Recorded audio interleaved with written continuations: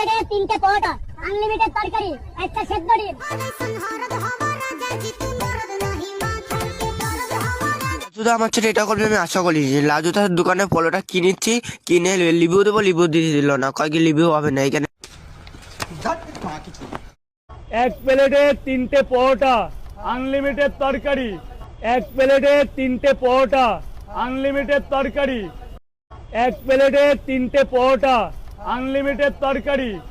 মানে আজ থেকে 3 বছর আগে থেকে একটা মেয়ের পিছনে ঘুরঘুর করতে আছি।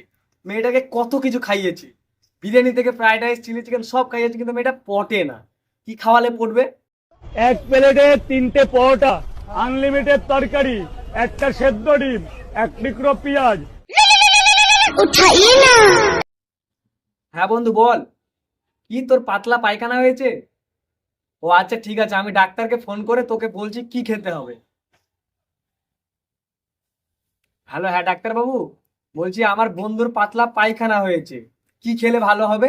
এক প্লেটে 3টে পরোটা, আনলিমিটেড তরকারি, একটা সেদ্ধ ডিম, এক টুকরো পেঁয়াজ, একটা কাঁচা লঙ্কা। এক প্লেটে 3টে পরোটা, আনলিমিটেড তরকারি, সঙ্গে থাকছে এক টুকরা কাঁচা পেঁয়াজ, একটা কাঁচা লঙ্কা, একটা সিদ্ধ ডিম, মাত্র 30 টাকা। 30 টাকায় ট্রেনের টিকিট হয় না। এক প্লেটে 3টে পরোটা, আনলিমিটেড তরকারি, তার সঙ্গে থাকছে এক টুকরো পেঁয়াজ, একটা কাঁচা লঙ্কা, তার সঙ্গে থাকছে একটা সিদ্ধ ডিম। কি ভাবছো আমি এটা মুখস্থি করছি কেন? আরে বাড়া, তুমিও মুখস্থি করো, না তো সামনে বছর তুমি হাই ভাত কপালে হাত করে বসে থাকবে। সামনে বছর মাধ্যমিক থেকে শুরু করে উচ্চ মাধ্যমিক, আইপিএস, আইএএস, ডাব্লিউবিসিএস আর নিট যত পরীক্ষা আছে সব পরীক্ষায় প্রথম প্রশ্ন থাকবে ভাইরাল রাজুদার ডায়লগটি সংক্ষেপে লেখো। থাম্বনেল আর ইন্ট্রো দেখে হয়তো তোমরা ভাবছো যে আজকের ভিডিওটা ভাইরাল রাজুদাকে নিয়ে হতে চলেছে, কিন্তু না, আজকের ভিডিওটা হতে চলেছে কিছু পোদ চাটা ফুড ব্লগারকে নিয়ে। তাহলে আর দেরি কেন, বেশি না বকে ভাই চল শুরু করি, লেটস স্টার্ট।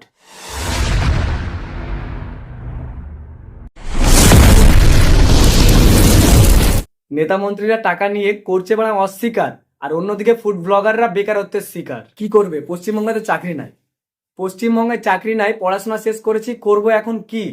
ফুড ব্লগিং করব বলে ক্যামেরা কিনেছি, ফুড ব্লগিং করব। ফুড ব্লগিং শুরু করেছি, তবে জানি না আমি কিছু, তাই তো দোকানের সামনে গিয়ে মাথা করেছি নিচু। বিরিয়ানির ব্লগ বানাবো বলে যাই দাদা বৌদিতে, কখনো বা হাজি, ফ্রিতে বিরিয়ানি খেতে দিলে আমরা পোদ চাটতেও রাজি। হ্যালো গাইস, সবাই কেমন আছো? দেখো সোশ্যাল মিডিয়াতে এখন একটাই নাম, লাজুদা রাজুদা। হাঁটতে গেলেও এক প্লেটে 3টে পরোটা, মুততে গেলেও, এক প্লেটে 3টে পরোটা, শুতে গেলেও, এক প্লেটে 3টে পরোটা, এমনকি বিয়ের মণ্ডপেও বাজছে এক প্লেটে 3টে পরোটা।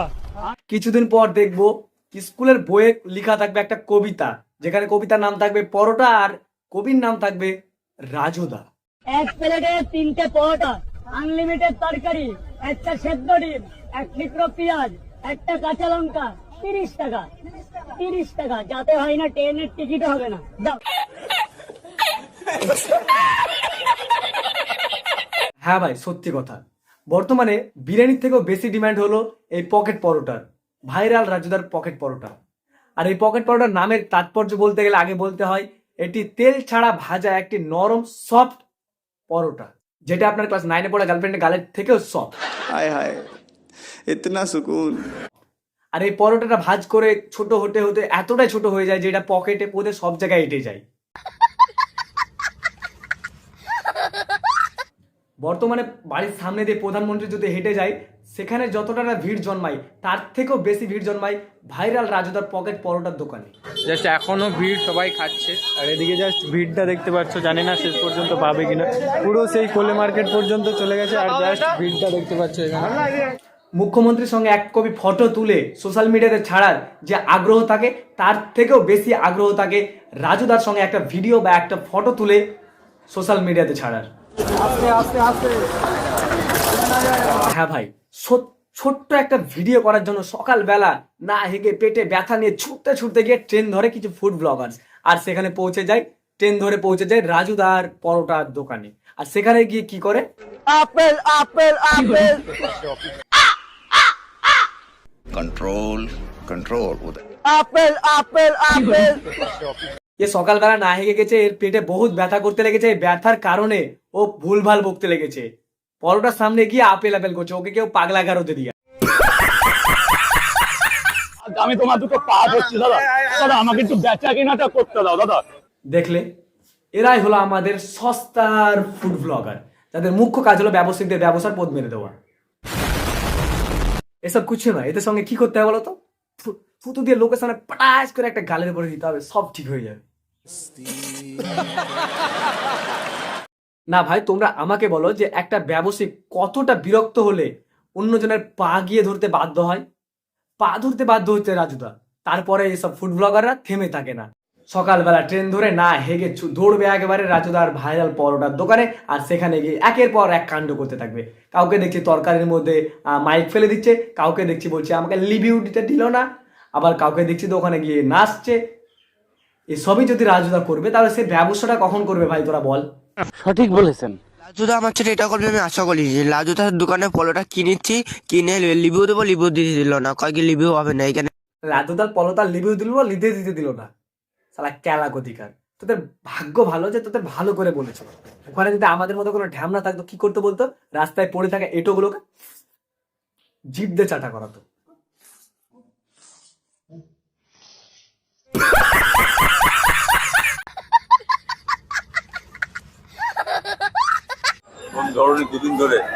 এইগুলো ডিস্টার্ব হচ্ছে, মালটা ব্যস্ত দাও।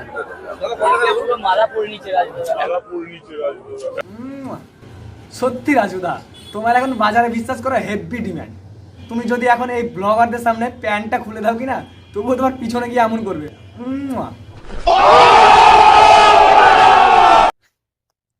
না ভাই, সত্যি ফুড ব্লগ সবাই করতে পারবে না। ফুড ব্লগিং করা সত্যি খুব পরিশ্রমের কাজ। এই যেমন দেখো, সকালবেলায় না হেগে পেটে ব্যথা নিয়ে ছুটতে ছুটতে ট্রেন ধরা, গিয়ে যার কাছে ব্লগ বানাতো আমার কাছে পৌঁছানো, তার গালে চুম্মা দিয়ে তার মন পটানো, তারপর ব্লগ বানানো। সত্যি ভাই বিশাল পরিশ্রম করছিস তোরা। এইভাবে পরিশ্রম করতে থাক, আমি শিওর যে একদিন না একদিন তোরা সফলতা পাবি। সেদিন দেখবি তোদের আর ওই গালের চুমা খেতে হবে না, সেদিন তোরা ওখানে চুমা খাবি।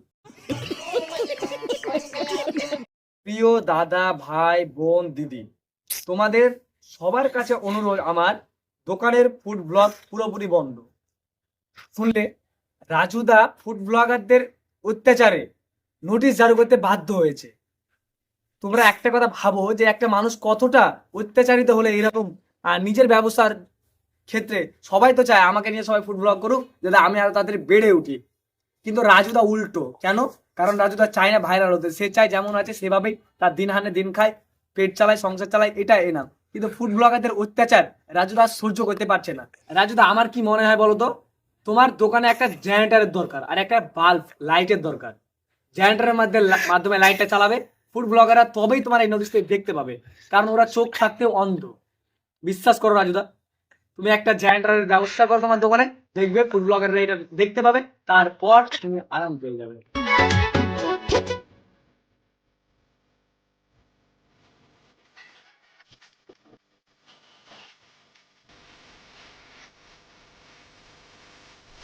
হ্যাঁ, এতক্ষণ হচ্ছিল ব্লগারদের উৎপাত, এবার শুরু জেনারেটর মামনের উৎপাত। রাজুদার কত কিছু সহ্য করবে সামান্য এই ব্যবসাটুকু চালাতে গিয়ে। রাজুদার বাড়িতে তো বউ বাচ্চা নাই, ওদের তো পেটই নাই, সবাই মানুষই না, ওরা না খেলেও চলবে।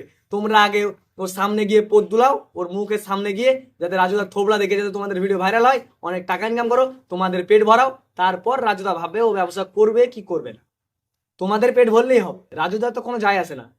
ফুড ব্লগারদের অত্যাচার, ডান্সারদের অত্যাচার, এত অত্যাচার করে কেউ একজন একটা ব্যবসায়ীকে সামনে গিয়ে, ওকে ব্যবসাটা শান্তভাবে করতে দাও। তা না, ও তো বলে যে ব্যবসাটা করে নি, তারপরে শেষে তোমাদের টাইম দিব, তোমরা যা ইচ্ছা করিও। কিন্তু না, তোমাদের তো ওদের পোষায় না, তোমাদের তো বেশি মানুষ দরকার, তোমাদের বেশি মানুষে ভালো লাগে, বেশি মানুষে ভালো লাগে, বাস্তবই তাই। যত মানুষ দেখবে দোকানে খরিদ্দার কয়েকটা জমেছে, অমনি ছুটে ধরবে, দাদা কিছু বলুন, দাদা কিছু বলুন, দিদি কেমন লাগছে খেয়ে। কাজকর্ম নাই তো কি করবে। সত্যি ব্লগাররা কি বলবো, একটা ঝাড়ের বালের কন্টেন্ট করে। আজকের ভিডিও এখানেই শেষ। যদি ভালো লেগে থাকে চ্যানেলকে সাবস্ক্রাইব করবে এবং ভিডিওতে অবশ্যই লাইক করবে। দেখা হচ্ছে পরের ভিডিওতে।